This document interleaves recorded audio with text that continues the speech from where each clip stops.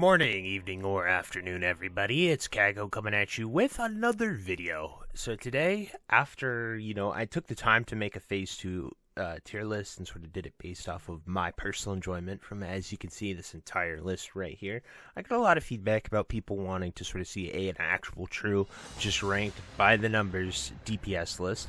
And we also got the lucky, or unlucky, depending how you look at it, scenario of them actually releasing a ton of information and getting the runes out there, so we have some idea of what we could possibly get, which allows us to sort of hypothesize and rank it way better than just taking a blind guess at what I wanted opposed to that. So today we're going to be, doing that DPS ranking system, so to make some of you guys happy instead of just my for fun personal enjoyment list that I have shared a few times. But before we get into the video, be sure to like, comment, and subscribe.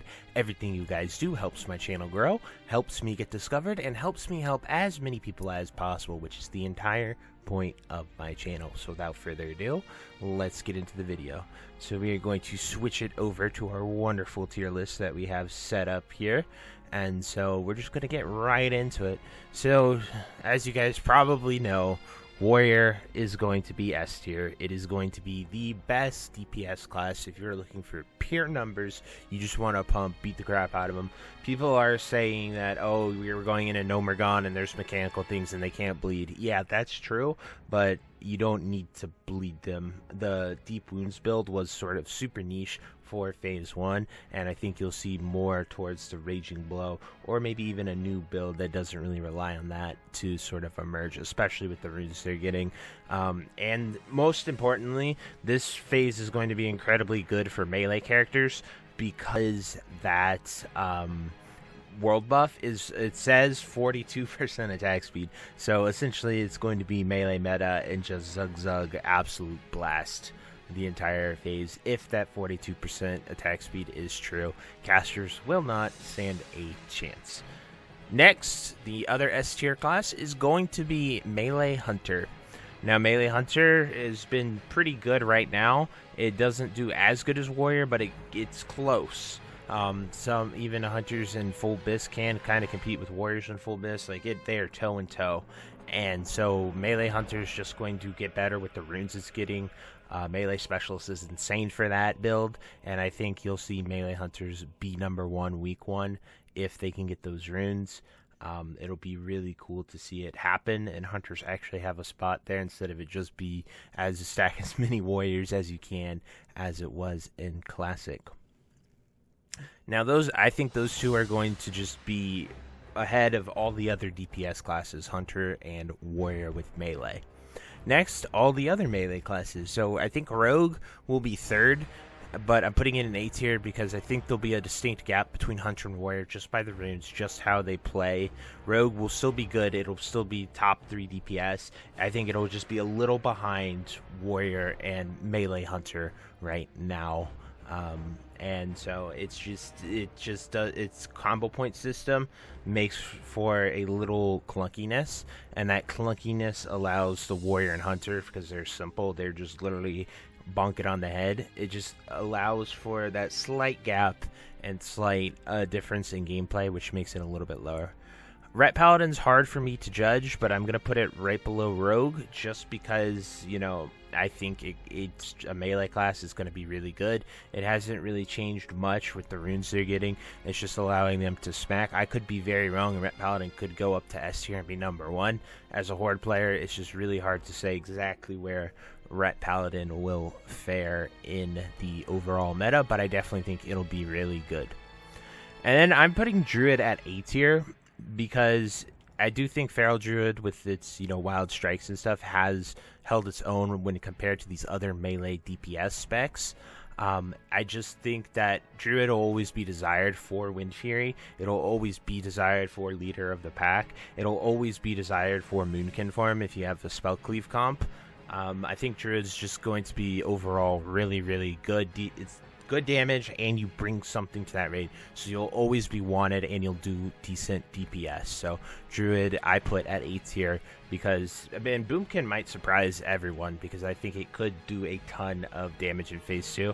We're just in an area where we haven't really experienced it, we haven't really looked into it, we don't know how good Eclipse is going to be, we just don't know enough to make it really worth saying, oh, it is going to be S tier or A tier. But there's just a lot of question marks with Druid, and we'll have to see where it pans out. Then pretty much every caster is going to be below these melees by a bunch. Mage is going to probably be the best caster DPS, I think, just looking at their runes, their skills, where it sits in Classic. At level 40, they have Arcane Power, which is going to be insanely good for PvE content. So they'll be able to blast, and you might see just a full-on Arcane Mage just be able to annihilate stuff, as well as they get a unique legendary or epic for their weapon that only Arcane Mages are going to be using. So it'll be really nice to see that, and I think the Arcane build is really going to shine. It might even outshine Druid, but it's hard to, say. Next, we are going to put Shaman here at B tier. Shaman is too hard to say where it's going to be, similar to Druid. I thought about putting it at A tier, but Shaman's utility and everything they bring is actually pretty much covered by most classes as far as DPS goes and stuff. So because of that, it just sort of feels like it's missing a hit. While they do get Maelstrom Weapon, I do think that'll help a lot. I don't feel like Enhancement Shaman has what it needs to be in that A or S tier list. So we'll have to see where it's at. And Elemental Shaman, once again, it's just a giant question mark for where they're going to tune it, how good the runes are going to be.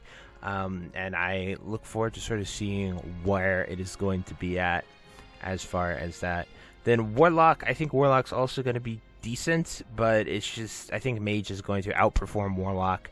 It's not even going to be much of a comparison. Everyone gets all this Warlock hype and hopium, but I've just been disappointed too much by Warlock. Every time I fall for the hype and hopium of everyone that putting it out there, like, oh, Warlock's going to be insane, it's going to be crazy, and then Mages just still end up beating them, and it has pretty much been true for all of Classic here in, the level 60 era. So just thoughts on it. I don't think Warlock's getting anything too game-breaking. They'll get a hell of a lot of utility, which will be really nice, and they'll be definitely wanted for that, but I don't think they're going to be that top overwhelming damage. I could be wrong, but we'll definitely, take a look back at this tier list once Phase 2 is well underway and rate sort of how we did.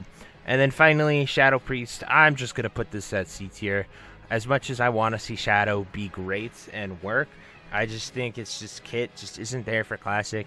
While they are getting Shadow Fiend, while they are getting some filler spells, and it could make it go higher, it just doesn't work until 60 with, the talents that it requires to really pump. I could be wrong with this. It's just really mana hungry. It's really clunky rotation. You can't crit with dots in Classic, so that's a big thing. So like Mind Flay and Shadow Ward Bane, you just can't crit, and those are 2 of the 3 spells that a Shadow Priest casts. So it just really doesn't take it home, hammer it home like it should to be really good. However, they are making awesome changes for Shadow Priest. We just do not have the information, so I do not confidently want to say, yeah, guys, Shadow Priest will be great, go play it, and then it turned out to be crap, because I really felt like Boomkin and Shadow Priest would be amazing going into SoD Phase 1, and they were kind of a letdown at the beginning. So that's just, what I think of that. I hope you guys enjoyed this, ranking tier list. This is sheerly by numbers and sort of factoring in what runes could do to that and, change the environment of the game and what you have with that. So anyway, let me know what you guys think. If you think Shadow Priest is going to be great, definitely let me know why. I think I'll get a lot of flack for Shadow Priest and Warlock specifically. But, time has told us over and over again, don't believe your hopium, believe your eyes and what you've seen over and over again. So maybe I'll be wrong. I honestly hope I'm wrong, because I would love to see Shadow Priest be really fun. I just don't think it's going to pull its weight and compete with the other classes where it stands now. But anyway, guys, definitely let me know what you think of this list down below, and I will look forward to reading them all in the comments. But anyway, I hope you have a fantastic day, and until next time, I'll see you later. Bye-bye. If you made it to the end of this video, thank you so much for watching. It truly means a lot to me. If you happen to find anyone that you know would also benefit from watching this video, please share it with them.